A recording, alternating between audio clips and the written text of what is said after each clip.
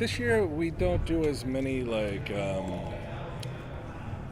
what they call A stories, like going out fighting crime or buckling getting ready for the apocalypse, any of that kind of stuff. It seems people like to watch us sit around and talk and make fun of each other and discuss the items and that kind of stuff. So we sort of scaled back on the more hokey, jokey stuff and just make fun of each other and talk about the shit that comes in. We got some guests, so. We do have guests. One Walt was particularly enamored with, Lindsay Wagner, came in, Bionic Woman. Got Elvira. We have Tom Cavanaugh, Katrina Law. Who else? The Ramones. Marky Ramone. Oh, wow.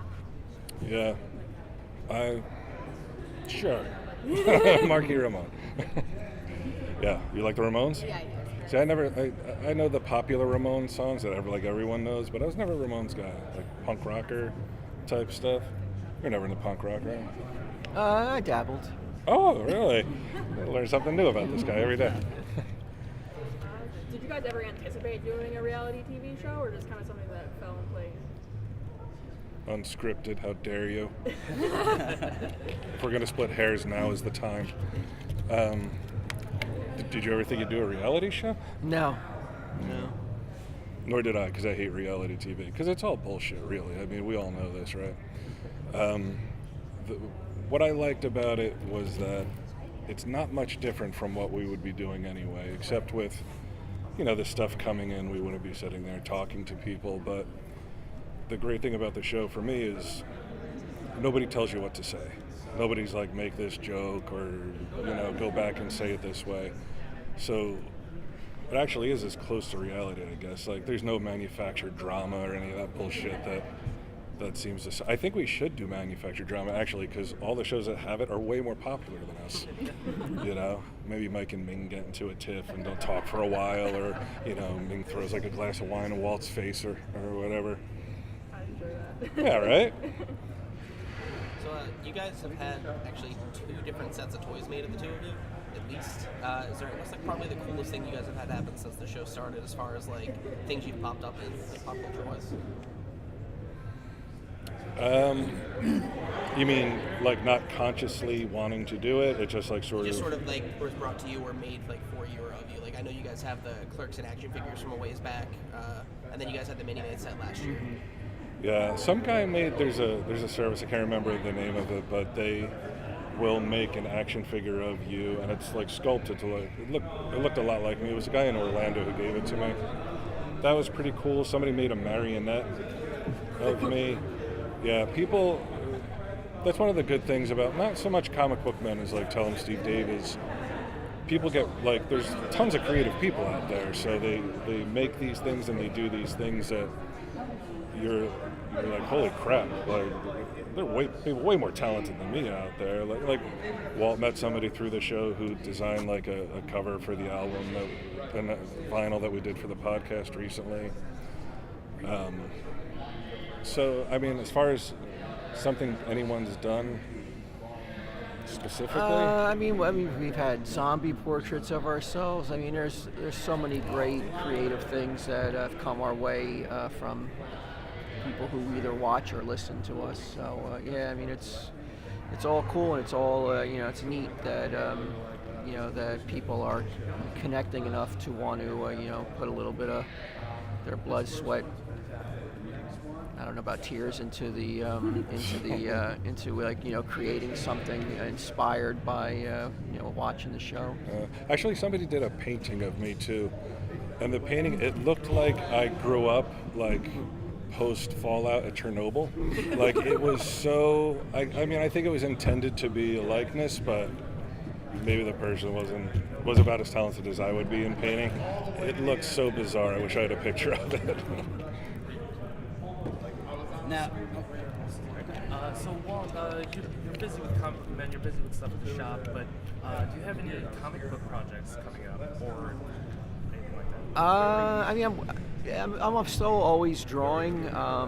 So yeah, I always try to keep busy, but right now, just kind of like, developing some stuff, not really anything concrete. Sounds like a 20-year-old in LA, right? Go down to Starbucks and draw your pictures, looking around. You guys, oh, sorry. Any particular items this season that like you're really excited that came into the shop? There was something. I'm trying to remember what it was. That's how exciting There's it was. so many. There's so many items. I mean, there are things that excited me. I don't know if anybody will recognize. Like there was a Duke Wonder Dog action figure. I don't know if that even anybody knows what that is, but it was very obscure, very strange item that came in that really, jogged, really lit a fire in my brain that hadn't been lit in a while. I hadn't remembered it in so long. The Duke fire. But there are so many items, though. So many cool items. A gigantic mechanical Mecha Godzilla from an import from Japan that it was never sold in America. It was awesome. It was remote controlled like an RC car. Nice. And it did everything. I think that's when that stuff comes in. It's the more like obscure stuff that's sort of forgotten. Like everybody remembers like G.I. Joe or $6 Million Man, but it's the stuff that somebody brings in and you're like, holy shit, I totally forgot about that. And then, it like, it pulls up all those memories and, normally surrounding beatings by my father, but at least I had Duke the Action Dog to console me afterwards. I think that one of the interesting things is watching the evolution of geek culture. Like you guys were the stereotypical comic book guys hanging out at the shop at Mallrats, and now 20 odd years later you are like the branded comic book man in a world where comics are fucking everywhere. How does that change kind of your perspective of your day-to-day as retailers? Here's where you got to be political. You want to call them bandwagoneers, but you can't. So I'll say it. I was just thinking. I don't even know if it changed at all, though. I mean, before there was a show, there was a comic shop. While there is a show going on, there's a comic shop.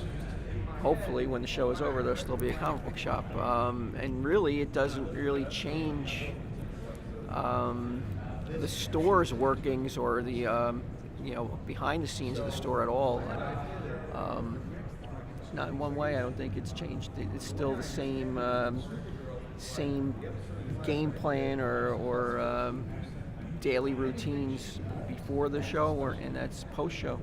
It is weird, yeah, because I go down to the store once a week to do the podcast, and these guys have their daily routine, and then the show comes in, they put up the lights, things change for 8 to 10 weeks, where people get held at the door, and then literally the day that we finish shooting in that store, those lights come down, and it's like nobody was ever there. They go right back to the same shit. Which I don't understand how you do it. The glory of somebody coming in and getting a picture with you.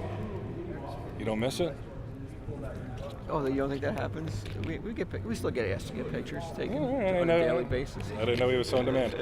Again, learning more. Has it changed what's coming into the store for you guys? Like what people are bringing in? Are you seeing a lot more obscure stuff or a lot more crap? Just to get in.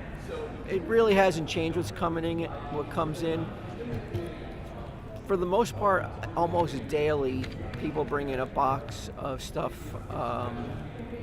from the '90s. That Adventures of Superman 500 with the white cover. And in the first year of Image. I mean, I think everybody on the planet has a box of that at this point, because that is literally what comes in daily, is a box of that 1993 era of stuff. And then, maybe we get lucky and then there's somebody who comes in with something, a little bit off the beaten path. But for the most part, I think it's, you know, I mean, we're kind of, you know, we're limited to what, you know, most people aren't traveling to bring it to the stash. We get phone calls, but it's still the people who are bringing it in are still the locals who are bringing in their stuff if they want to try to sell it to us. Not on the show so much, but in real life though. But in real life, like we haven't filmed an episode where somebody's brought in a box of 1993 comics because there's just really no, you know, there's no value to it and there's no interest. But reality would be that's what would be coming in every day, you know. I was at Starbucks the other day. I was getting my tires changed at Red Bank, and I saw some guy, and he was like, "Hey," he's like, "You guys buy stuff over at the store, right?" And I said, "Yeah, they definitely do." And he goes, "Oh, I found this box of comics in my attic. I totally forgot about, like, all this great '90s X-Men stuff." I'm like, "Hey, you should definitely bring it over." Do you get shit the other like 9 months out of the year? Do you get stuff where you're just like, shit, it would be nice to have this on camera? Oh yeah. There's always times where like I'll turn the mic and be like, man, the camera. It would be nice to have gotten this piece on camera because it is so unique or it is so camera worthy. But those are far and few between though. Most of the time, like I said, it's you know. Garbage. Yeah, it's Adventures of Superman 500, the white bag one. That's what everybody has one. It feels like. I'm going to see Jerry Ordway later. I'm going to make him sign a copy of that for you. I'm not disparaging the book. I'm just saying that everybody, I think that everybody invested in it after the black bag. So everybody, I mean, they must have printed 10 million of them at this point.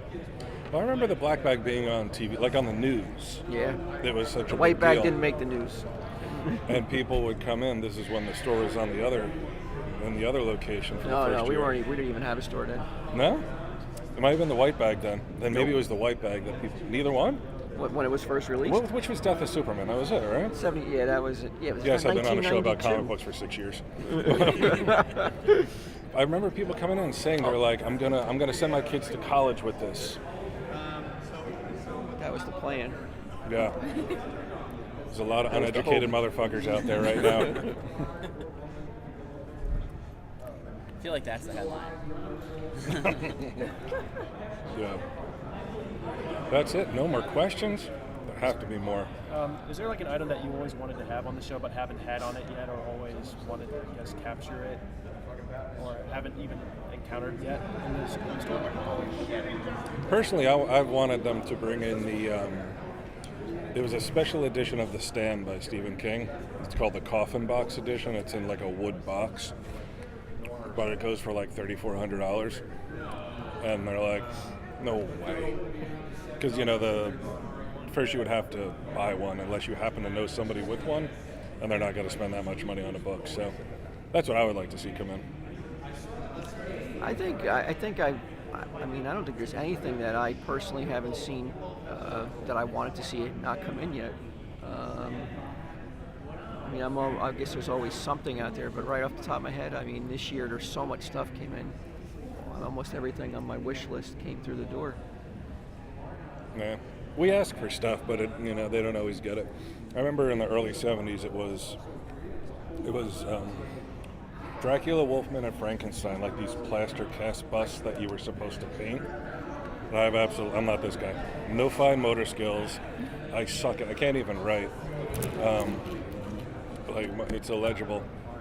And I remember painting them, looking like shit. So I would like to get them back again, and then have somebody paint them for me. The last time I remember I actually knocked it off the shelf, and like Wolfman's nose broke, and I was like, everything went in the garbage. I had a troubled childhood. Wasn't fun. You guys had a troubled childhood. And a troubled adulthood too. You guys talked about people kind of like jumping on the bandwagon, that all the TV shows are out, Superhero, The Flash. Like, how do you guys think that's like affecting the comic book writing industry? Like, are people's expectations changing because of that? How would I know? I don't watch the shows and I don't read comics, so I'm not the guy to answer.